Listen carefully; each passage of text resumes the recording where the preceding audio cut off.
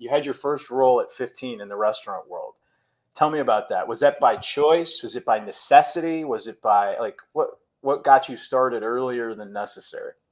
I was getting in trouble at school, and our principal kind of sat me down and was like, "You're kind of going the wrong direction right now, and you don't really have extracurriculars. Like, you don't really have a thing. What's your thing?" And I was like, "I like to cook," and so he got me with a restaurant author. And then he and I had a couple conversations. We talked about food, and then he got me an in with a really great fine dining restaurant in Cleveland called Fire at the time, one of the best in the city for a better part of a decade. And head chef is Doug Katz, who's not known probably outside of Cleveland, but certainly one of the best in the city.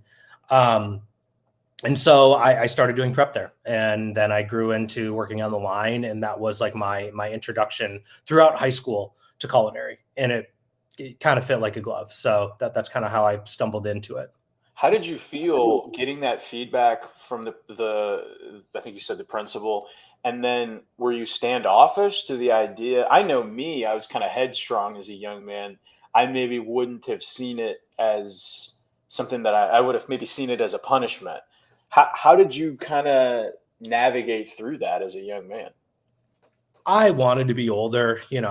I had a fake ID. I acted like I was older in high school. Like, I wanted that freedom and autonomy. And like at 16, getting thrown into a kitchen with a bunch of insane people, it was perfect. Like, for me, it was great because Yeah. it was responsibility, and fun.